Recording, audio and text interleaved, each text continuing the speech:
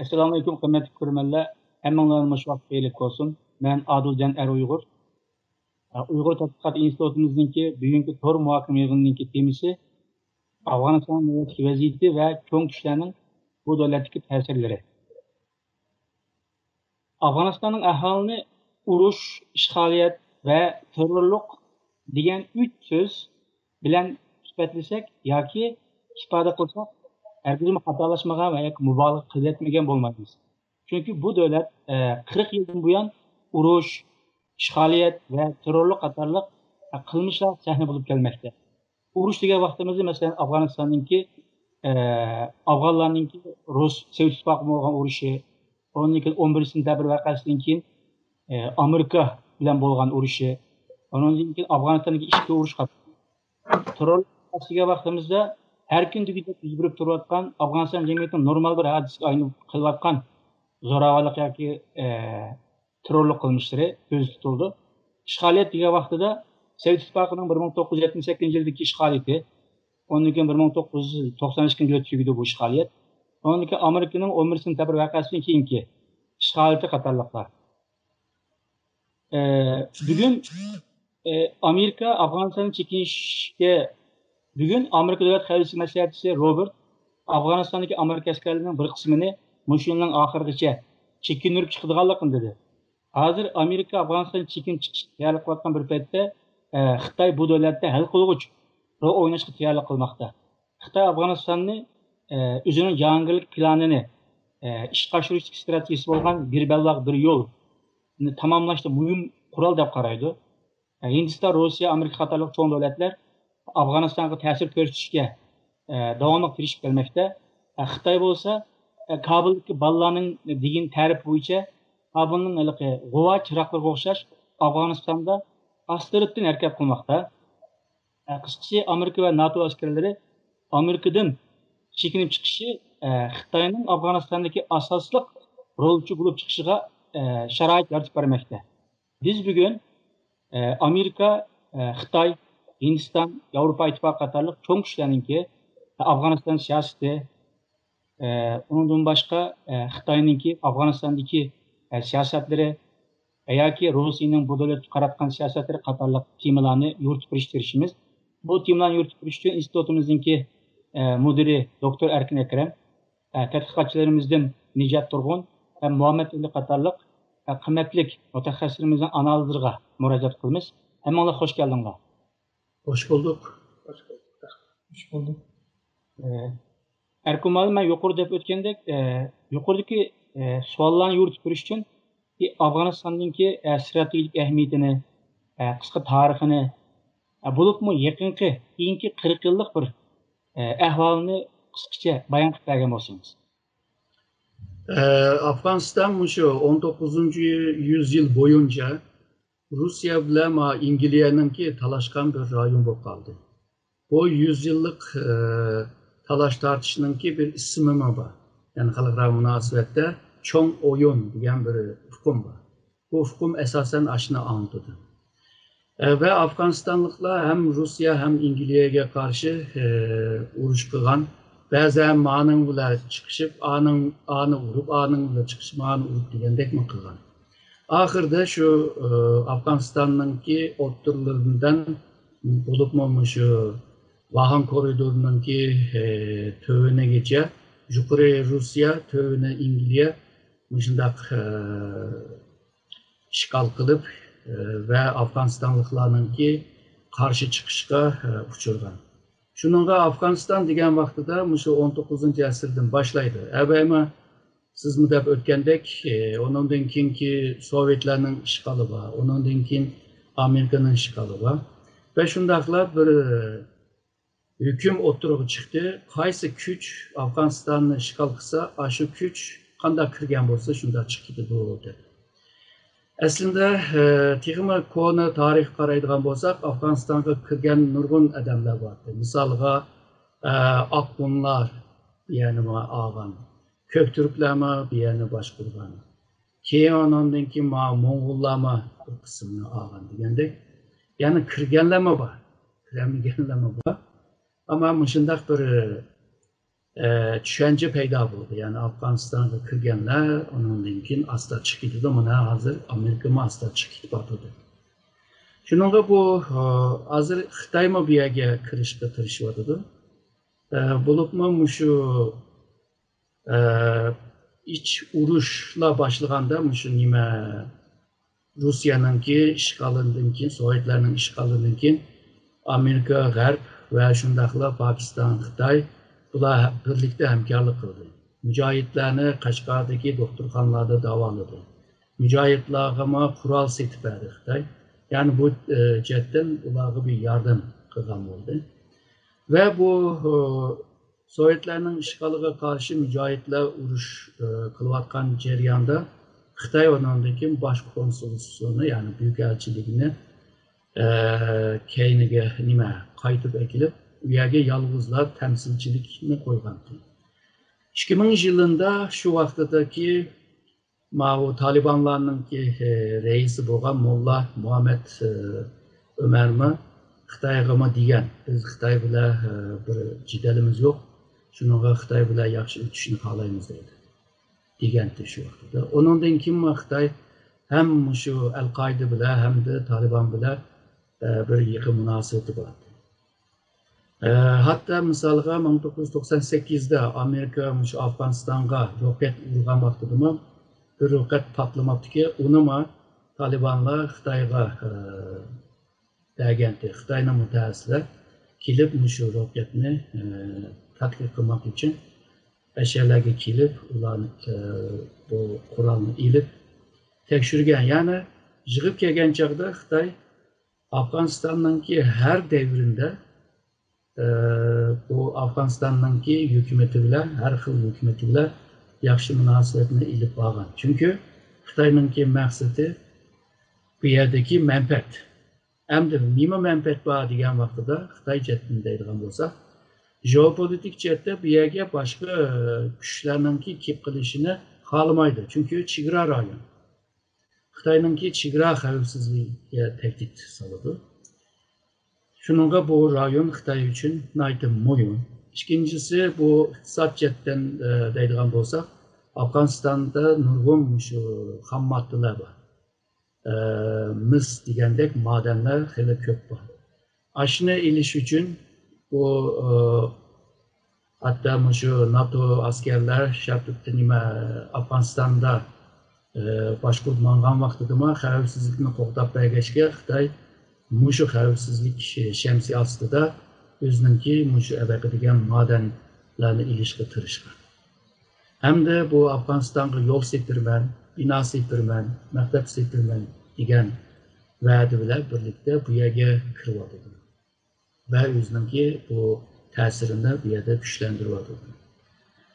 Undan boshqa hozir siz deb o'tgandek Xitoyning yangi İpek yo'li meselesi var, bu nima projesi var. Bunu amallashtirish uchun bu rayonda bir tinchlik bo'lishi lazım.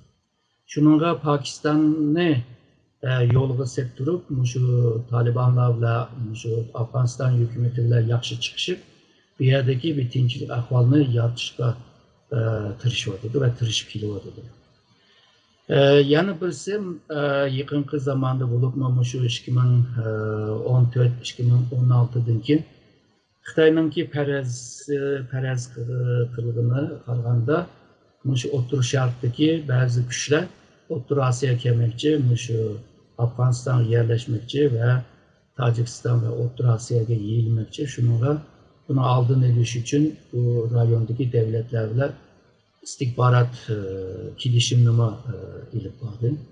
Ve bir yerde texmi xavfsizlik kuchini qo'g'dash uchun Afg'onistonning shu Sharq Turkiston, ya'ni Toshqo'rg'on bilan bog'langan yerdagi bu Vahan koridoriga kirish yerida askeriy punktlarni qurdi. Uningki Pokiston tarafiga Gilgil degan rayonlarga, Xunza degan rayonlarga askeriy punktlarni qurdi. Hamda Pokiston bilan Tojikiston bilan shu Vahan koridori degan yerlarda Tojikiston bilan shunday bir munosabatlarni qurdi. Esasen maksat yani şu Afganistan'daki strateji ornu Xitayni alakadar kılıyordu. Xitay şununla bu yerde bir özününki menfaatini qo'llash degan jeopolitik menfaat, onun iqtisodiy menfaat ve qolgan bu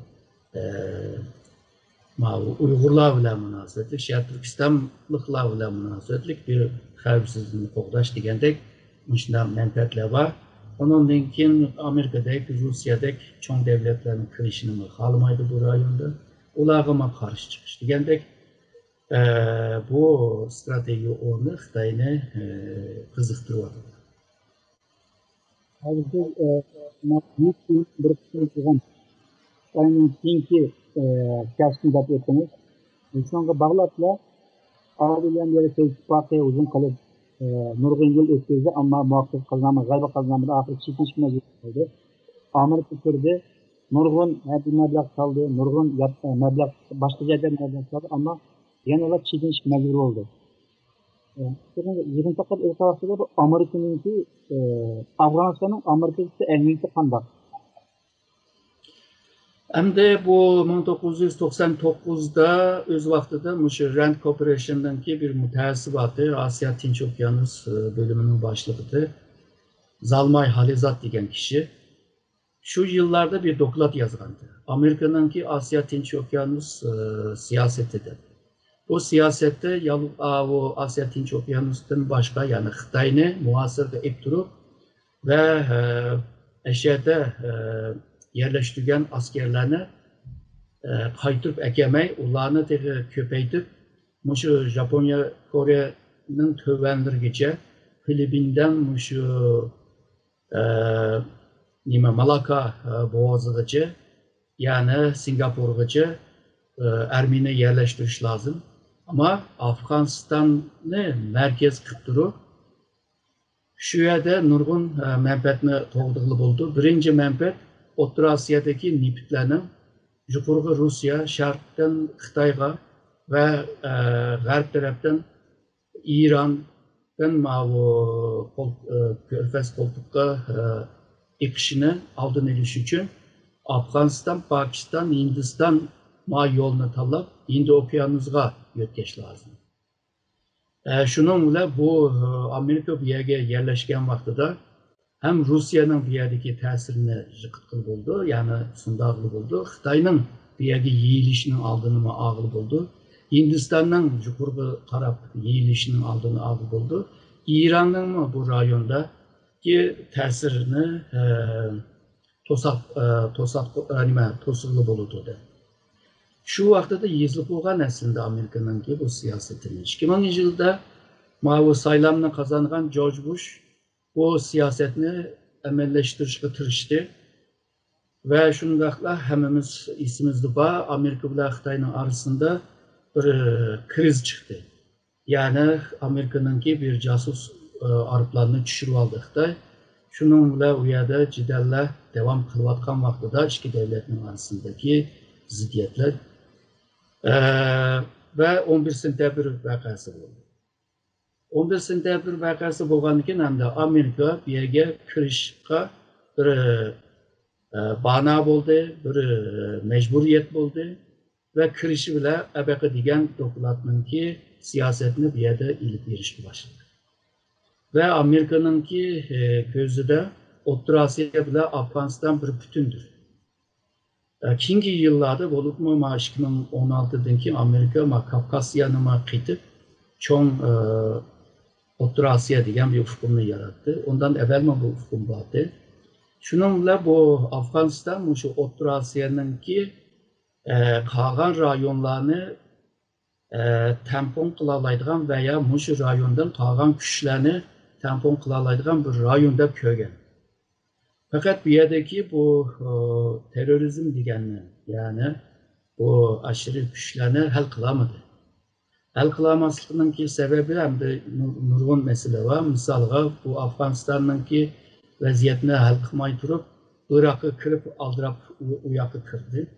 İkinciden bu Karzai hükümetime Amerika'nınki degandek kıpırameden. Pakistan mı Amerika'nın degende kıpıramadı, yani rayondaki terör güçlerini yok tutuş degen meseleni hal kılamadı. Hem de bu hükümet, Afganistan hükümette de bu yolsuzluklar, çiriklikler pek yığıldı. Hem de bu hükümet mi, bu Talibanlar bile çıkışamadı. Taliban kandalı olmasa bu Afganistan'ınki bir gücü. Bu güçünü kayırıp koyup bir meclis kuruş ve meclisten bir hükümet çıkarış çala bu kaldı diyen gibi. Şunun Afganistan'ın bütününü tinçlik halıga ekiliş için Talibanlarına meclise ekiliş lazımdı. Ama uzun yıldan beri ulağa takabül turdu, uyuştu, bunu hal kılamadı. Onundan başka o Talibanların köpü peştun boğaçta Kagan yani nüfusunun %20'de Tacikler, onunkin Özbekler, onunkin Hazaralar degende bazı mavi Şii Müslümanlar var. Bulağı karta bir bizim siyasetinde mi işletti? İşletken gün bulağı mı Afganistan'ın ki Taliban'dan rahatsız olgandek hakimiyetten mi rahatsızdı? Yani bu bölünüp kılışı Afganistan'ınki merkez hakimiyetini acizlaştırdı. Yani küçük kaldı. Amerika ve Garp taraftan kildiğen pul yani meblağlar ve yardım pullama azaldı. Şununla bu Afganistan'daki bu meselenin hal kılandı. Yani bir cette diğer vaktidə Amerika şu Orta Asiyanınki bazı devletlerde mi bazı kurgandı misalga Kırgızistan'ınki Manas ayrımını işletken, Özbekistan'da mı bazıları vardı. Ama Şanghay Hamkarlık Teşkilatı hem Rusya hem Xitay'ın bisminden tübeli bula Amerika'nın gücünü bir yerden çıkarıverdi. Şununla bu Afganistan yalvuzla Amerika'nın ki bu rayondaki yalvuz yegane bir ehemmiyetli bir yere aylandı. Ama o Prezident Obama'nın vaktinden itibaren bir yerden çekilip çıkırganlığını. Keyin çıkamay yani texim köp asker yönetkedi. Trump hakimiyeti, Trump saylan vaxtıdırlar degende çıkıtımızda. Bazı yana çıkıtımızda. Bu Taliban bilan sözleşiş ve Afganistan hükümeti bilan sözleşiş işime yana ebaqi degan zalmay halizatga vazifa tushgan bo'ldi. O hazırgacha tirishib Yani Amerika bir yana tashlab chiqmoqchi. Tashlab chiqsa Rusya mı Xitoy mı deydi, bir yaniki işlerini hal qilmay turib tashlab chiqib ketsam bo'lmaydi deydi. O hal qilgan ish shu xavfsizlik ishi. Şunu Amerika hem de hazır şu hükümetini, Afganistan hükümetiyle Taliban'la yaraştırıp koyup onundankini çık etmek için. Ama onundanki neyim oldu? Nurgun ensreşler var. Misalga Taliban bile mavu nime merkez hükümet belki işki hükümet kuruluşu mümkün. Belki diyen dini ve etnik bölünüşlerden tüpeyli Afganistan bölünüş mü mümkün? Ama en yaxşı yani ümitlik ya ki bizimki arzu yani bizim diyen de dünyada ki arzu kılıngan hem de Taliban bile mavi hükümet birleşildi. Onun mümkün umumi bir teşkilat hükümet kurup bir tinçlik bir Afganistan'la berpa kısa deyilgan var ama bununki ihtimalime pek şükür emesin. Müjdat Efendim bu 11. mücadele yapması için Amerika başçılığı NATO güçleri Afganistan sürdü. NATO deganlik gap emniyette Avrupa İttifakı, Avrupa devletini gösteriyor. Amerika'nın başçılığı. Bundan keyin bu Avrupa İttifakı'nınki, Avrupa devletlerininki Afganistan siyasi qandaq bo'ldi? Hozir qandaq bo'lyapti? Aslida bu 2001'de bu 11 september vakası bo'lgandan keyin dünyada bir Amerika nimasiga Amerikaning bu Afg'onistonga kirish nimasiga ait cho'ng bir simpatiya var. Ya'ni necha minglagan Amerika fuqarosining o'lishi bilan. Buningda dunyoda BDT'de olsun ma'qullandi 1283 numaralı hujjat bor ham qatorlashmasam. Shuna hujjat ma'qullangandan keyin NATO'ning birleştirib kelgandan keyin bir yerde 20 yılga yaqin cho'zilgan bir urush bo'ldi va butunlay bir yerde tinchlik xotirjamlikni hosil qilamiz NATO'chu 100% alyapti. Bu nurg'unlagan buning natijasida nurg'unlagan Yevropa ittifoqidagi davlatlarmi zerikish va bu yerdagi asli missionningki bir aniqlanmaslik bir nimaları ve bu yerdeki asasi stratejini Amerika'nınki belgelegendeki bu kısım Avrupa devletlerinin bir yerden narazılıkını şekillendirdi. 2017'de Avrupa İttifakı bir Türk Afganistan stratejisini koydu Türk noktadan. Bundaki biz şu noktada hizmet kılımızdır ki mesela hat bu rayonda Afganistan'ın tinçlik ve mukumlukını payda kılış, Afganistan'daki insan ve iktisadi terakkiyatını berpa kılış, anki köşmeler meselesini aldığını eliş, çünkü nurgulagan Afgan köşmelerimi Avrupa İttifakı gidip yani köşmen siyasetini tercih kılır. Çünkü demokratiya, insan hakları ve kanun ile idare kılışını Afganistan'da berpa kılış ve bir yerde yaxşı bir normal bir fonksiyonlik hükümetini payda kılış ve ayallarının hukukunu iyi kılış diyen. Müşkül türlükünü asas kılıp hizmet kılımızda Avrupa Komisyonu'nunki şuna cekalığındaki asasi hizmet azı Avrupa İttifakı'nınki müşkül görülgen asaslı bulunduğunu. Ama bu kirişinki bu oluşma kodu işte Avrupa İttifakı'nınki bunun NATO'dan birlikte kirişi nurgulagan bu garip devletlerinkini İslam dünyasında boğan mavu image bir tesirimi imu Burazi. Şununla bir menfi tesirler oldu. Bu sebepten nurgulagan devletler bir aram bululuk ve nurgulagan devletler askerlerini çıkarıp gidip aktif aletlerimiz aktif aletli bir deniz saklayıcı aletler hazırlık askerleri kalıyor. Mehmet Ali, sizin birisi bu Afganistan ve Hindistan çevrasının tayin uzun. Onun için Hindistan ilk Afganistan'a kömür bulup tutuyordu. Hindistan Afganistan'a tesir için kırışalı tutuyordu. Sizce Hindistan'ınki, yani rayondaki tüm çıkılan Hindistan'ınki Afganistan siyaseti kandak.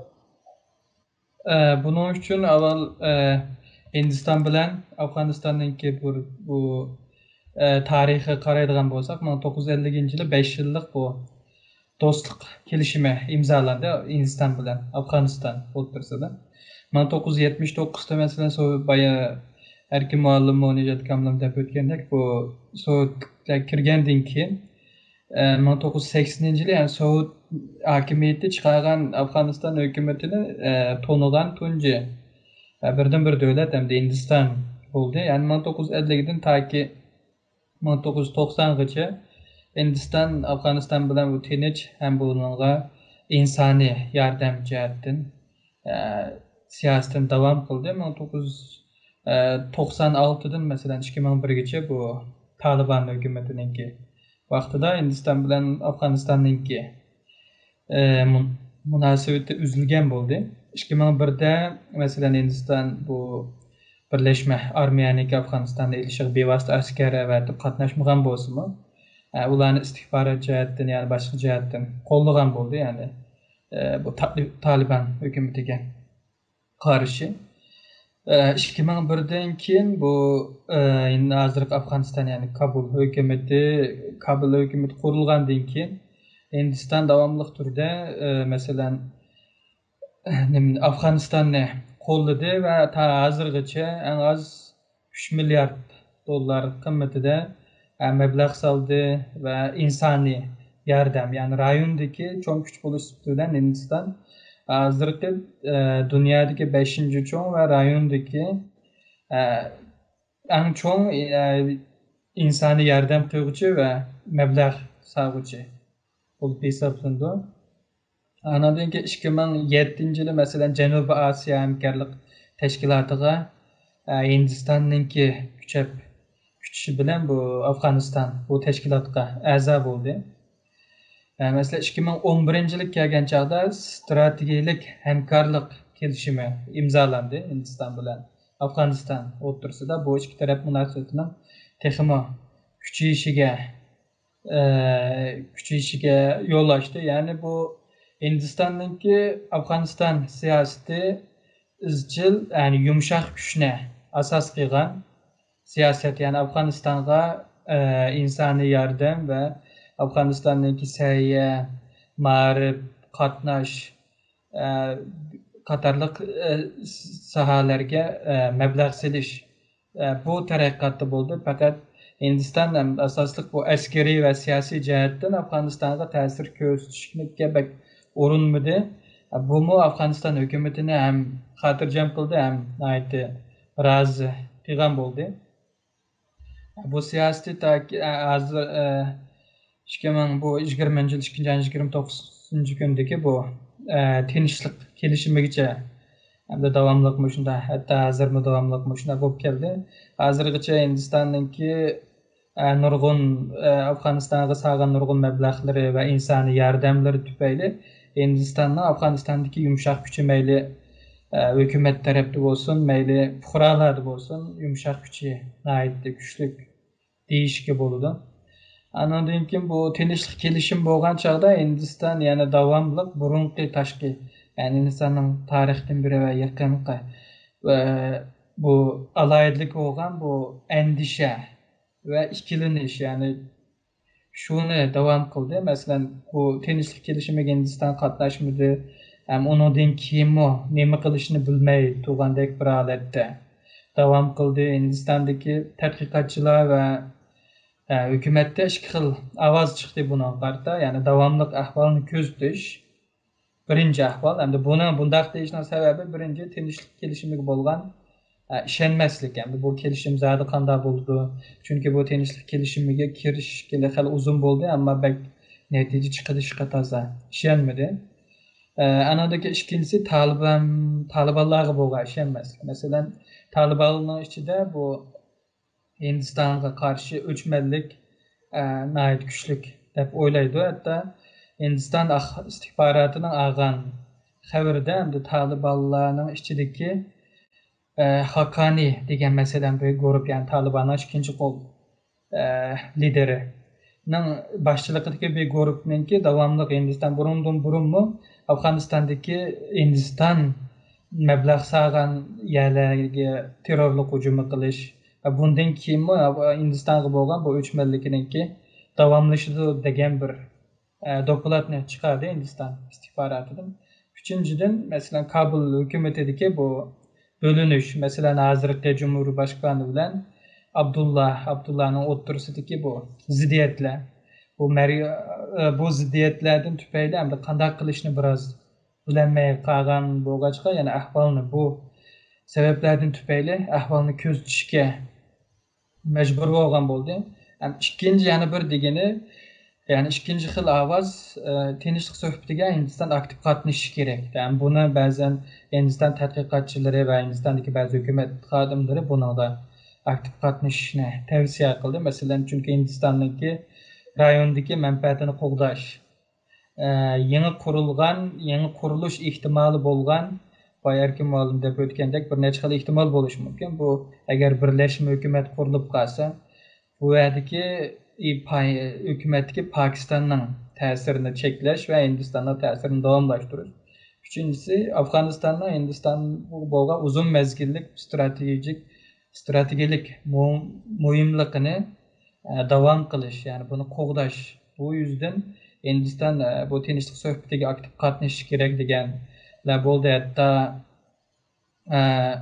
Zalmay Khalilzada bumu, ya'ni Hindistonni bu nimaga aktiv qatnashishga Hindiston oxirida masalan 9-13 bu Afg'oniston ichki suhbatga qatnashdi va Hindistonniki bir 2018-yil go'ro'ga ilingan odamlardan birini eng oxirgi oilani qutqizib chiqqan bo'ldi. Ya'ni bu o'zgarish, ammo Hindiston tashqi ishlar ministrininki bayonotida biz bu 9-13 bu video orqali bunaqa qatnashdi va bizningki Afg'oniston siyosatimiz o'zgarmaydi. Biz bir butun demokratik Afg'onistonni arzu qilamiz va bu Afg'onistonliklarni bu tirishchanligini butun kuchimiz bilan qo'llaymiz dedi. Ya'ni Hindiston garchi aktiv bu tinchlik suhbatida qatnashsimi, ammo hozircha Hindiston Afg'onistonningki bu ichki vaziyatiga va siyosiy jihatdan singib kirishni xohlamaydigandek qiladi. Erkumal'ın bu Afganistan'ın istediğinde vaziyeti, cemiyet kurulması intiharı mürekkep. Her xil etnik gruplar var, yani her xil milletler var. Onun için ideolojik grupların tamamen farklı gruplar var. dini gruplar var, bir-birisinden farklı mezhepler var. Yani bu Taliban keyinki mezgillerde Afganistan'ın köp kısmını, yerini köprek kontrol kılıp aldı. Amerika bu ahval asasen Taliban bilen Afganistan merkezi hükümetin bir yer kayrak koyup bevasıta muzakere ötküzüşü öttü. Mesela 2018 yılındaki sentyabrdan başlap ötküzüldü. Yani yakında yani bu yıl Fevral ayında tinchlik kelishim imzalash uchun bular kelishgan bo'ldi. Bu yerdagi mesele şu. Afg'oniston ideologiya jihatdan Amerikaga butunlay zid bir ideologiyaga sahip. Mesela ular o'zining gapi bo'yicha bir shariat davlat qurmoqchi. Ammo hozirgi modern dunyoda bu shariat davlatni qurish imkoniyati tamamen tabii ki imkansız bir ahvol deb ko'rinadi. Amerika shunday ahvolda turib, ideologiyasi tamamen zid bo'lgan, siyosiy g'oyasi tamamen zid bo'lgan bir Taliban hukumati bilan bevosita muzokaraga o'tdi. Sizce siz buni qanday qaraysiz? Bu bo'lsa shu Amerikaningki Xitoyni bir strategiya raqib deb ko'rishi bilan tushuntirib yubordi deyman. Misolga shu 2010 yildan e'tiboran Amerikaningki manfaatiga, shu yashar bo'yicha manfaatiga maydon o'qiydigan davlatni Xitoy deb ko'rsatgan. Ve Amerika hiçbir qandaq Amerikaga maydon o'qiydigan kuchlarni chiqishga ruxsat bermaydiganligini va uni oldini olish uchun tirishganligini deb kelgan. Obamaning vaqtida biraz yumshoq qilib buni ifoda qildi, ama yine shu Obamaningki vaqtida shu Xitoyga qarshi bo'libmi shu harbiy jihatdagi ilingan qarori Xitoyga qarshi shu 2020gacha shu qurollarni ashaga yo'tkash bo'libmi shu havo armiyasi bilan o dengiz armiyasining %60'ını aşı rayonga yo'tkash. Şu Obamaningki vaqtida ilingan qaror ve devam qilyapti. Ve bugün mana Xitoyga qarshi qurollarni hammasini tayyor qilib bo'lgan bir vaziyatda hozir. Shuningga bu bütün kuchini shu Xitoyga qaratilish lozimdi. Fakat bu Afganistan meselesi, Irak meselesi, keyin onun oturup çıkan Suriye meselesi, Libya meselesi Amerika'nınki bu okni Xitoyga merkezleş siyasetini kechiktirdi. Yani Amerika'nınki oyu şu. Rayon karakterlik meselelerini aşır rayondaki devletler hal kılsın. Biz bolsak Amerika'nınki kelgüsüge, Amerika'nın umumi menfaatiga ziyan berdigan çoğun kişilerge qartaylı. Şununla bu siyaset muşununla qarıpta Afganistan'dan askerlerini, harbiylerini keyniga qaytib ekitish. Yani bu bir mecburiyetinki bir neticesi. Çünkü bunu kılışka mecburen. Hem de siz degandek bu aşında bir ahval turup Amerika nimişki taşlaydı deganda hem de bu yerde eğer de bir kaylanqançılık çıksa Xitoy bir hal qilsin, Hindiston bir hal qilsin, Rusya bir hal qilsin degandek bir tushunchasimi bor deb o'ylayman. Çünkü o işin hal qilishning oson bo'lmaganligini Amerika tushunib yetdi. Shuningga boshqalar qilsin, men bo'lsam shu Xitoyga qarshi, Rossiyaga qarshi siyosetni ilib boray. Ondan keyin Afg'oniston va agar de tinchsizlik ahvollar yaratilsa, bu O'rta Osiyoga yeyildichi. Bu xavfsizlik ahvolmi Xitoyning bir tarafini tortib so'raydigan bir masala. Yani bu ahvolchi. Shuningga bu yerda bir tinchsizlik ahvol yaratilsa, Xitoy ve Rusya bunun bedelini ödeydi deydi. Shuningga bu yerdan baldurla çekilip çıkışınınki niyeti vardı ama Amerika'nınki bir yerge bo'lgan bir mesuliyeti vardı. Afganistan hükümetimi şunu to'la jakalaydi. Sen bir yerini bozdun, bir yerini tinch holiga ekilish seninki mesuliyetin muhaniseti. Shuningga Amerika shu mesuliyet meselesinin bisiminden töpeylimi biraz kechikdi. Aslında Obama'nın vaxtida çekilip çıkarttı degandim. Hem de muhakkatin belki şu Trump hükümeti bununla karar bergen bolsa kerak.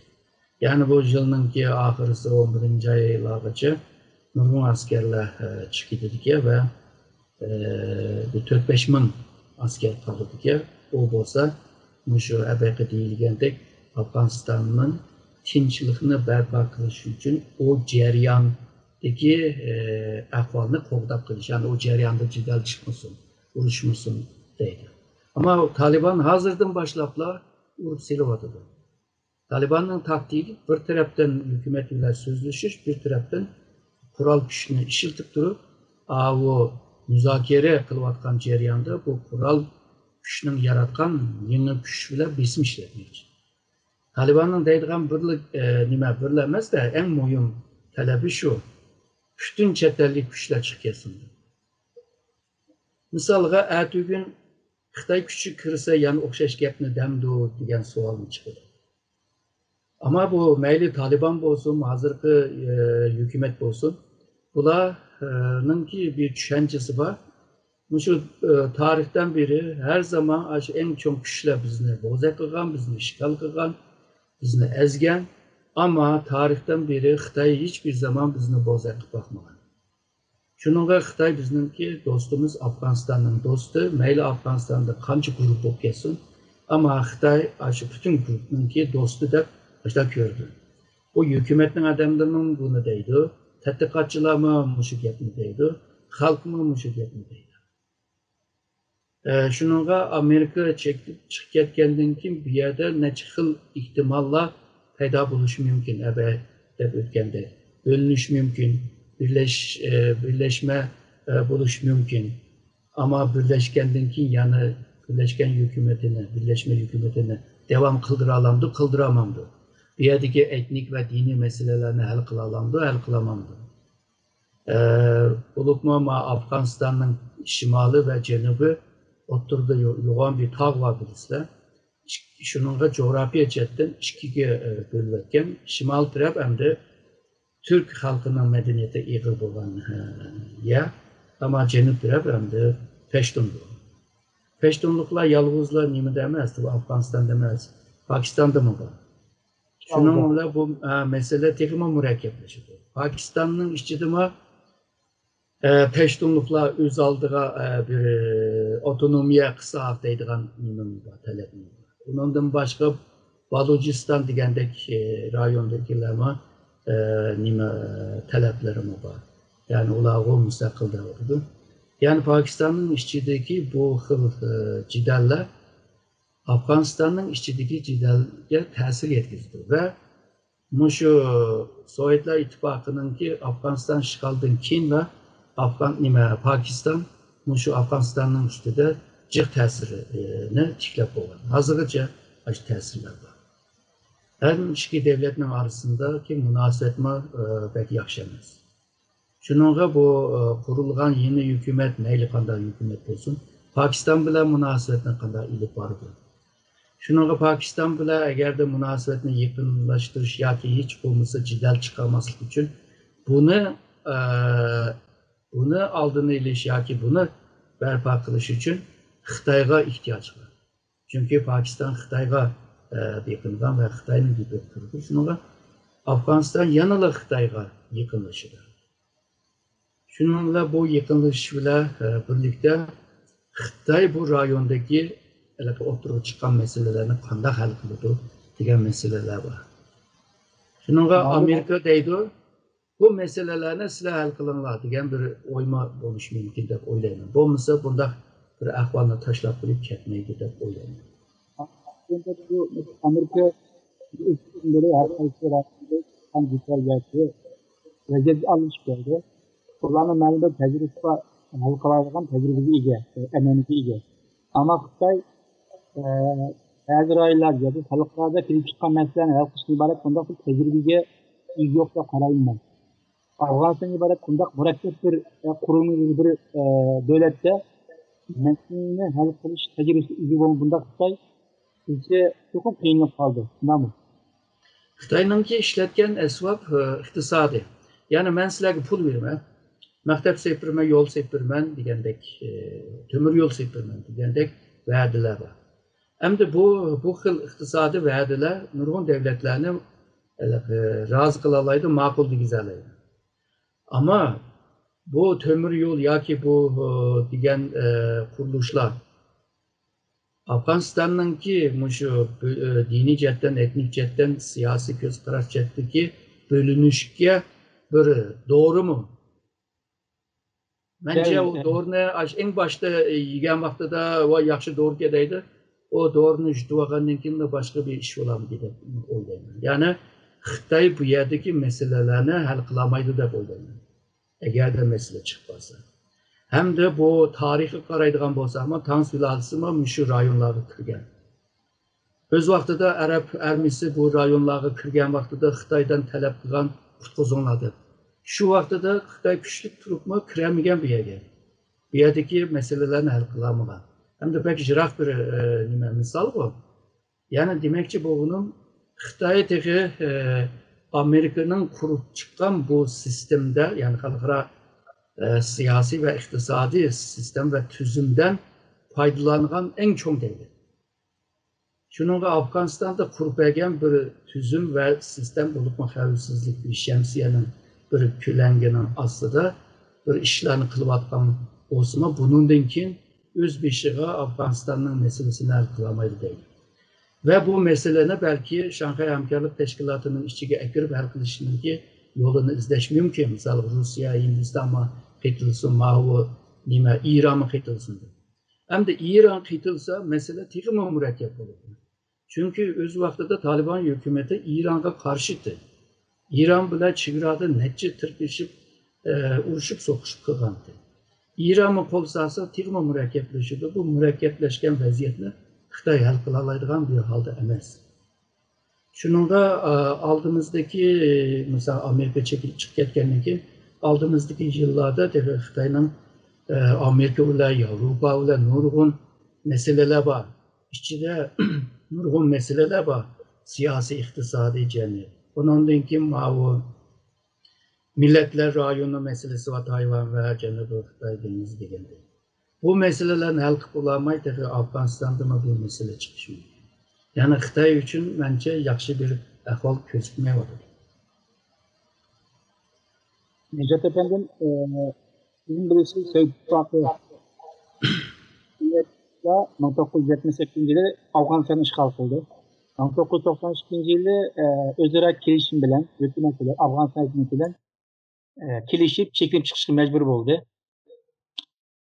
Onun için o Sovyet İttifakı başlagandan keyin Rusya Afganistan karşı siyasetten elip beratıdı.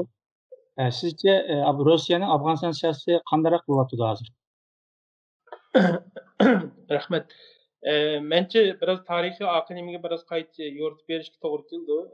Çarosya devrinde mu bu Afganistan imareti bilen aynı bularning biri münasebet bolup ketgan 1837'de tunji diplomatik bir münasebet kurup ketdik.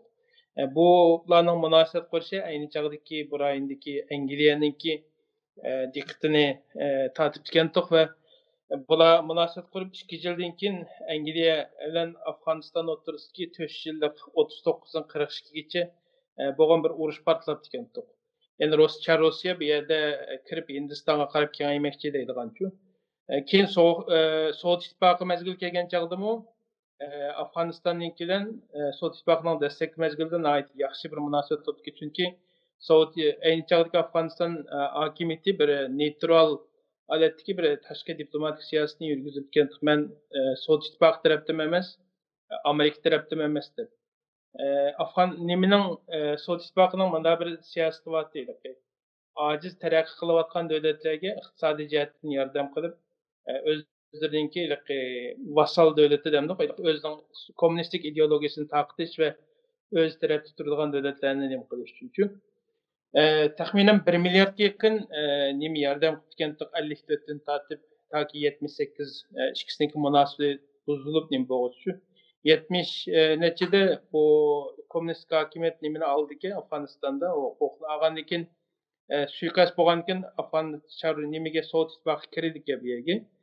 Kirgenlikin siz bilmeyle bilgendek 10 yıllık bir uğraşını bütün dünya halkını bulup bu Müslüman dünyasını bunun karşı bir Sovyet İttifakı'nınki tecavüzüne karşı bir katlık bir nimine uzun mezgillik bir uğraşlar buludu. Lakin Sovyet İttifakı'nın çekinişi bilen bir neçe yıllık Sovyet İttifakı'nın parçalandı. Yeni Rusya devri geldi. Rusya devri gelgenlikin bu Rusya izcil münasebetini saxlaşqa tirişir ekenden bir yerde. Endi Amerika kirgenlikin dastlabda Taliban hakimiyeti qurilgandan Rossiyanınki bir endişe bo'ldi bu yerdagi Afg'onistonda tug'an mujohidlarniki Rossiyaning chechenlar bilan bo'lgan urushida berib yordamda bo'lganlik sababdan bu Taliban hakimiyeti Rossiya uchun bir tashqi jihatdan bir xavfsizlik tahdidi bo'layotganligi uchun shun buning bir o'rilishini istaydigan bir nima shakllangan. Lekin 2001da Amerika Afg'oniston kirgandan keyin Amerika'nınki nimisini bu NATO'nun hücumunu Rusya qo'llag'lamasın. Keyin Amerika kirib uzun mezgil turgandan keyin Rusya mı o'zining Afg'onistondagi ta'sirini nimisini kuchaytirish uchun bir tarafdan Shimoliy Afg'oniston shimoliy hokimiyati o dem qatorlashmasa. Shularni qo'llash bilan birga, andan keyin yana bir tarafdan Talibanlarga ba'zi nimalarni sotganlik, masalan ba'zi nimalarda özellikle köydük kurallarını nimeleri teminleyenlik yani Amerika'ya bular arkalık Amerika'ya bir taraftan alsızlandırış, bulara zerbe veriş, muşkul taktiklerini mi kullanılıyor? Hem de yakınki mezgiller içinde olsa Amerika'nınki ve NATO'nunki Afganistan'daki bu tesirini azaltış için köpligen Rus matbuatları da var. Afganistan matbuatlarına çık meblağlarını kaçlar propaganda nimesini mi çıkılırlar ki bu Rusya? Ananken Xitayninki bu yerdeki yıkılıvatkan faaliyetlerini közden yoğurtup vermezlik yani biraz karango nime gelişinin mu nimesi Rusya matbuatları cık nimede bulurken rol oynarlarken umumi cihetten etken çağda Rusya için Afganistan bugünkü günde gerçi çigara nimesi nim kılmagan bolsa mu bir vasıta tutuşmagan bolsa mu ama bu yerdeki stratejik ehemmiyeti ve bu yerdeki yetkiliğin ham maddelerindeki sebepten Rusya için Afganistan yeni bir kıymetli bir rayon bulup hesaplandı. Ve onun üstüge ama erken malum diyenlik bir yerde hazır Amerika çıkıp bitiş aldı durvatıdı. Xitay kireç aldı durvatıdı. Rusya bunda bir boşluk payda bolan bir rayonda özünki bu kaldırgan bu boşluk kirip özünki tesirini bu yerde küçeytişke tirişvatıdı. Erkum Alım Erdoğan deputu Afganistan izchil işgaliyet, uruş, terörlükle karşı sahne bulup dedik.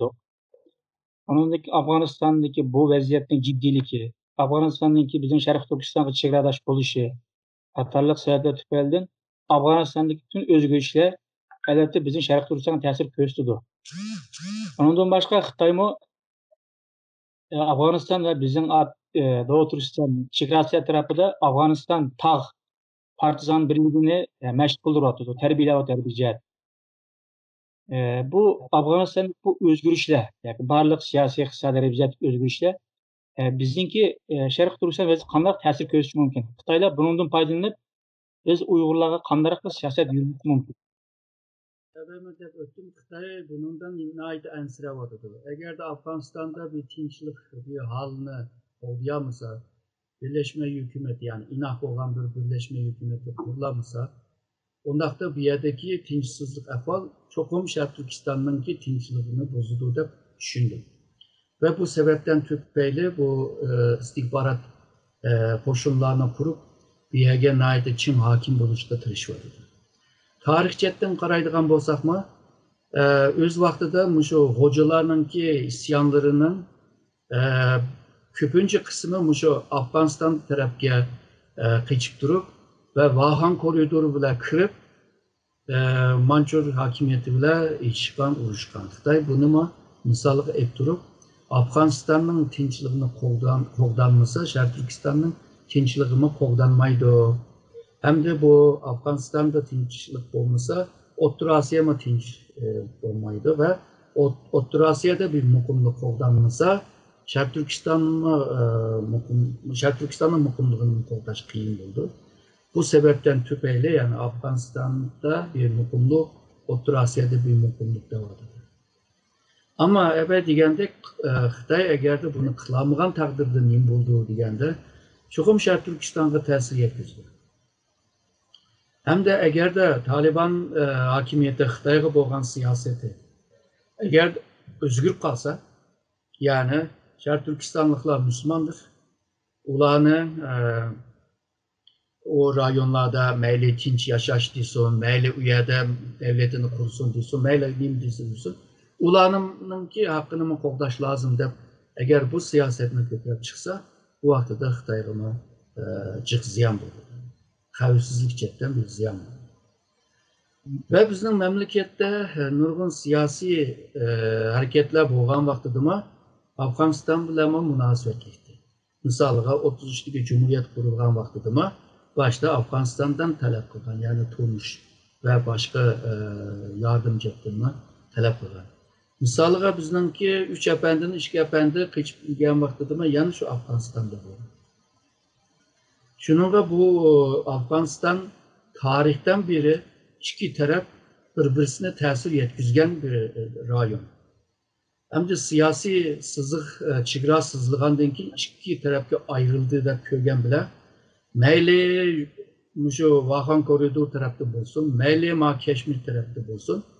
Bu rayonlarda bizim memlekette gelip gidip, bizim memlekettekiler ulağı birip gelip ticaretle birlikte şu kültür medeniyet ceddinki ve örf adet ceddinki o karşılıklı birbirine tesir kılış zaten batı.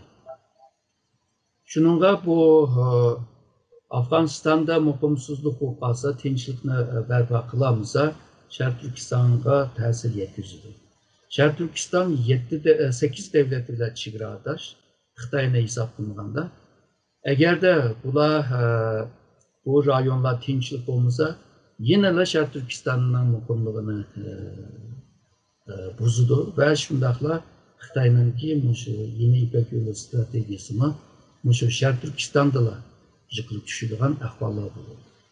Şununla bunun için Xitay hem de Şərq Türkistan'a menfi tesirle yetmesin de tesir kılmasın de Şərq Türkistan'da böyle Çin siyasetine ilip devam kıldığı devatını. Hazırma ilip bir vadı da bunun da mı çok zulüm yok hem de. Muşu zulümüne devam kıldığı dek durdu. Çünkü Orta Asya'da bir çatak çıksa, Afganistan'da ve Tacikistan'da bir çatak çıksa, onun Şərq Türkistan'da kovlayamaydıgan bulurdu. Hiç olmazsa o tarafına yani Çıgran'ın sırtındaki özgürlüklerini ve bu cidellerini kontrol kılamıza ya tesir kılamızını Şərq Türkistan'ı Çin bir mukum yay halığa yani rayon halığa ekilişini kırışıdı da oylayın. Çünkü Xitay mı bilirdi bu rayonun ki tinçliğini ve mukumluğunu koldaşının kıyım bulunduğunu. Şununla Şərq Türkistan'da tıkılma bir katık siyaset ve şundakla bu rayondaki Xitay tarafındaki gibi bile yani bölgüncülük ideyasını yoktur. Ve bunların ki bunu yoktuş için bunların ki kimliğini yoktur. Yani meyli siyasi kimlik olsun, dini kimlik olsun, siyasi kimlik zaten aciz var mı? Ve milli kimlik olsun, bunların yoktur. Şununla bunları yüzüge bikindiriş meseleye ve kömür bir vadı lazım. Bunun Xitay'ma aslında ensireydi.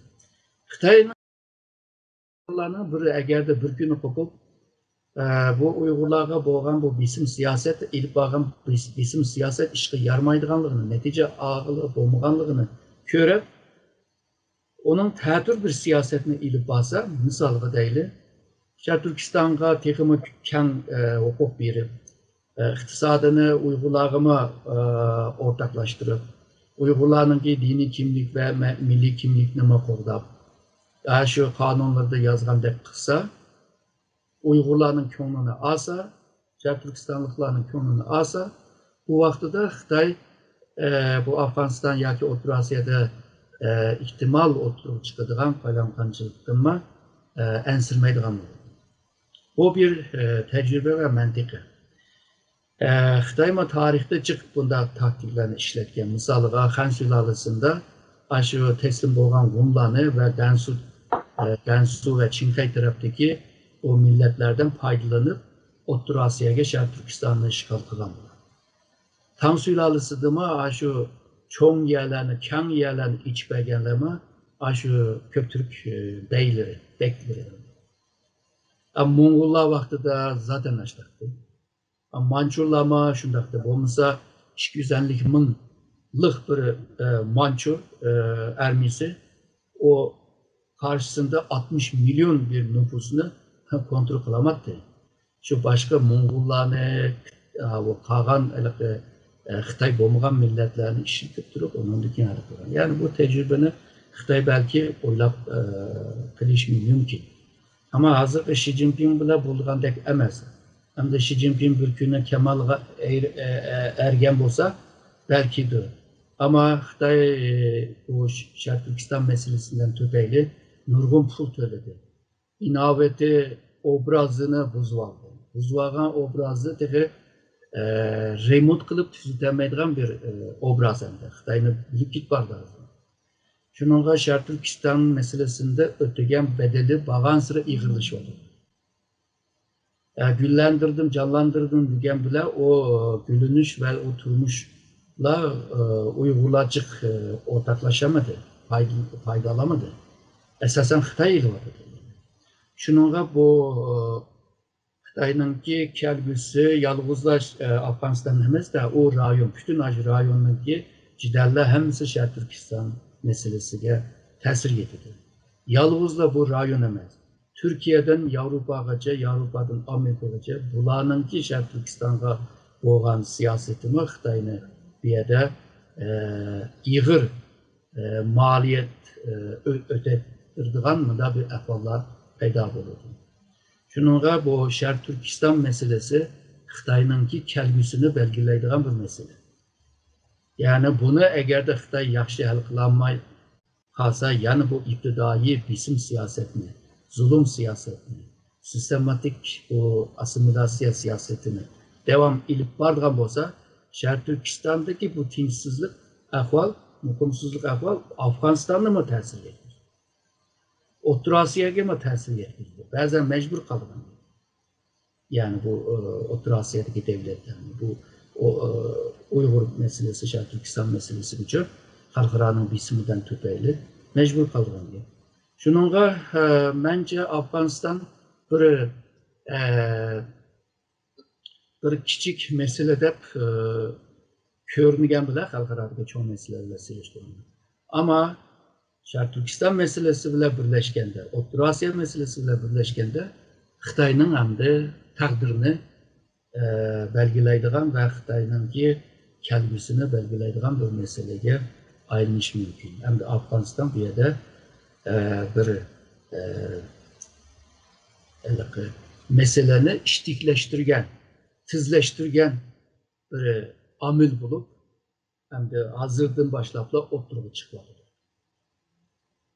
Malum bu bugün Türkiye Afganistan'daki tarihi bir ortaklık var. Hem etnik cihetten özbeklerle ortak tarafımız var. Dini cihetten Afganistan Şialar olmuşsun, Sünniler olmuşsun ortak tarafımız var. Sizin biraz bizim tepkisinde Taliban eğer Türkçe'yi özgürüp Xitayga hem Sharq Turkiston'da besin siyaseti ilgili kuran söz var da onu kılmaysa bir ihtimal var dediniz. Afganistan'daki hazırki ortak taraflardan yani Afganistan'ın bizimki Sharq Turkiston'un ortak tarafını köz tutup biz Sharq Turkiston davayımızı belki Afganistan'da kandarak yaparalayız. Hem de şu Taliban hükümetini ya da Taliban hükümeti emas da Taliban koşullarını kayıl kılış meselesi var.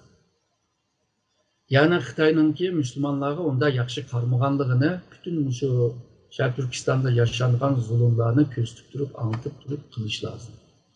Hem de bunu Uygurlar veya ki başka Sharq Turkistonliklar bununla yol izleş lazım. Şununla bu işler asan bo'lmaydi. Bu emas O'rta Asiyodagi devletlarga o'xshash hayil qilish diplomasiyani ilib berish lazım. Bular asan emas. Ama G'arbliklarninki kuchidan foydalanib turib Bunun kıgılı buludu.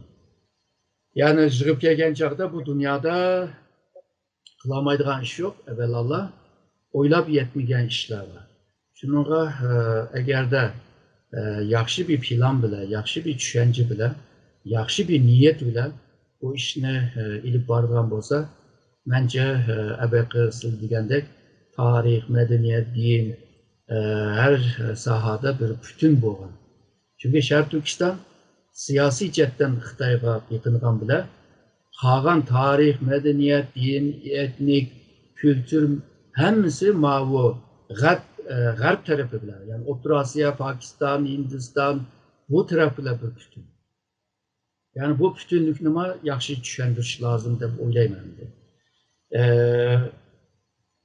İhtimallar xil buludu ama sen eğer de bir sebep kısan belki sebepte su tuttaydı. Maşincilik deb ötey. Müjdat efendim, Avrupa İttifakı kadromusun ağırlık dünya halkıradaki son güçlerinin birisi. Eğer Afganistan'dan Amerika askeri çekilip çıksa, NATO askeri çekilip çıksa, yani boşluk şeklimiz yok. Tabi bu boşluğun dolduruş için o gün tez hareket kuvvetidir. Şundak bir ahvalası da Avrupa İttifakı bunun için Afganistan'a kandak bir siyaset yok hizmeti. Avrupa İttifakı'nınki asasi nimesinde çok bir özgürlüş bulmaydı da oylayman. Çünkü bular asasi stratejisini 2014-17'de belgilep bulup, yani bir yerdeki mukumluk ve tinchlikni berpa qilish ve bunu qo'g'dab qilish. Bu Avrupa İttifakı'nınki dastlabdan tortib targ'ib qilayotgan narsasi bu rayonda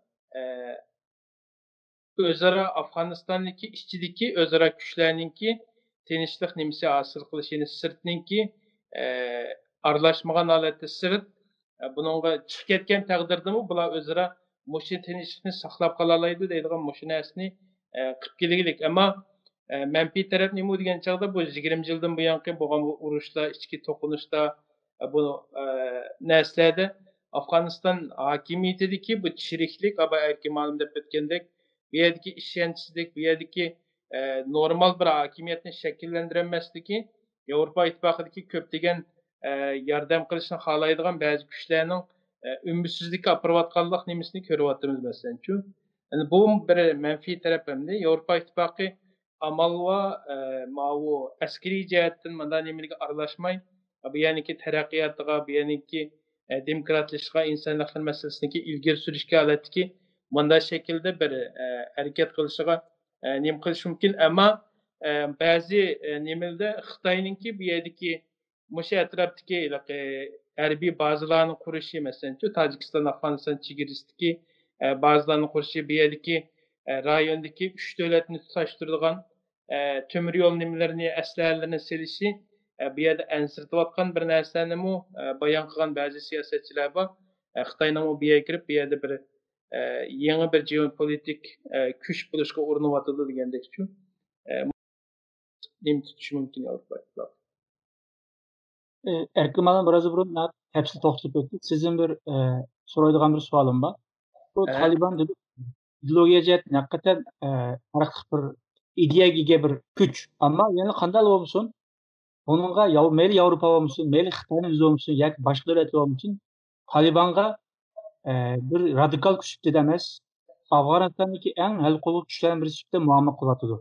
Demak, shu o'g'ini xalqaro munosabatda siz qanday ideologiyaga ega bo'lmang, agar siz shu davlatning o'zida yoki rayonda kuchingiz bo'lsa, demak u siz yeni bir kuch tarafidan nazarga ilinsiz degan gap, shundaymi?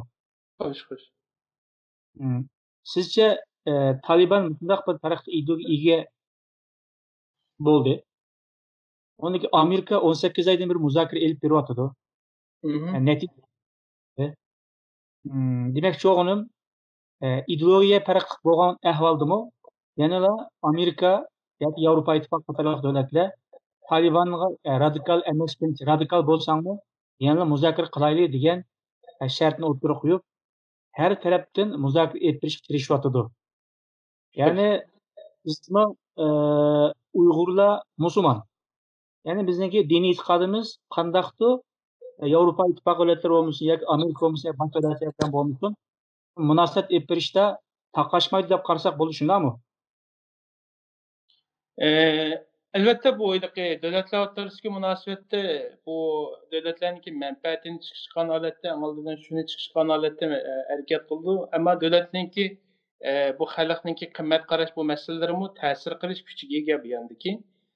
Ama Taliban'ın nimesiga bundan 20 yıl burun karsak Amerika 19 yıl burun karsak Amerika düşman kılıp dünyaya jakalagan Taliban bilen bugün bir üstelde oturup çay içip atıdı. Bir yer bulan ekegen küç nimo mesela. Şu bir yerdeki ikki tarafniki ortak bir menfaati, ortak bir-birisiga bo'lgan ehtiyoji bilan birga ekeyotidi. Ama Uyg'urlarniki meselesimi Talibanlar qila oladi ekan, biz unda qila olamiz, shu ideya bilan chiqishimiz bo'ldi degan signalni bermaydi. Yani özümüzünki potansiyel bu siyasi gücünü qaysi o'rinda turayotganligimizni yaxshi bir analiz qilishimiz kerak deyman men. Andan keyin bizninki sharoitimiz bugunkinde o Afganning nimasiga o'xshab kelmaydi, u holatga kelmadik bizchu. Bu holatda biz xalqaroga nima bo'lmaydigan, tatmaydigan ba'zi ideyalarni baldır sürüp etiş bu to'g'ri bo'lmaydi ham.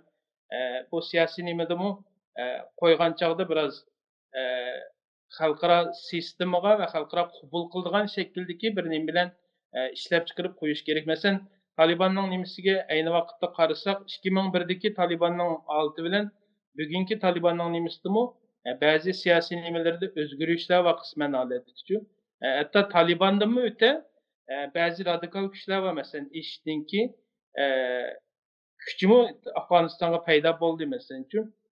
İkisini seliştirgan çağda Taliban nispeten tehi biraz garipli biraz bo'lgan tehdidi biraz azroq bo'lish nimasi bor bu yerda.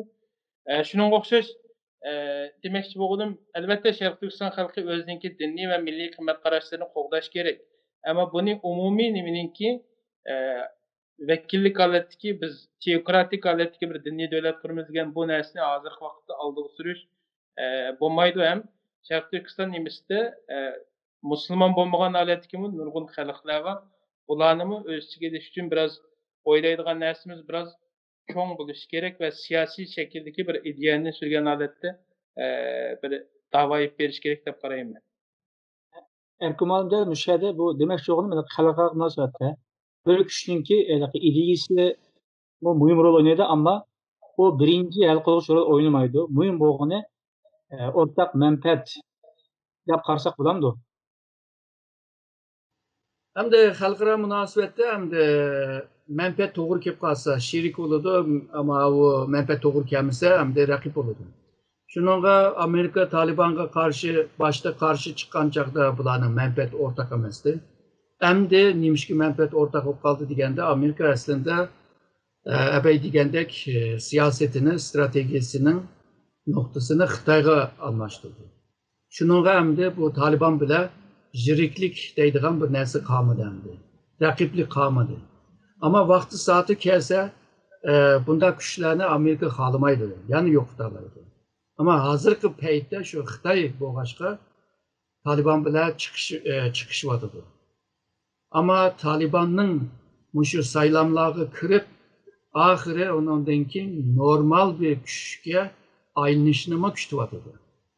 Yani başta radikal bulup keyin yumuşap manzada.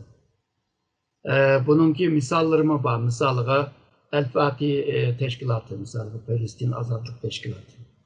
Ular mı radikaldı ama keyin saylam degan narsa kirgandan keyin yumshaydi. Nurg'un devletlerde mi? Misal Mısır'da olsun, Türkiye'de olsun, Müslüman devletlerde olsun, radikal kuchlar saylamga kirib, sistemga kirgandan keyin, tuzum kirgandan keyin yumshab mangdiganligini ko'rdi. Shunga Talibanlarning shu saylam bilan kelsa yoki birlashma hukumatni qursa, ularmi yumshaydi deydigan bir kutishmi bor.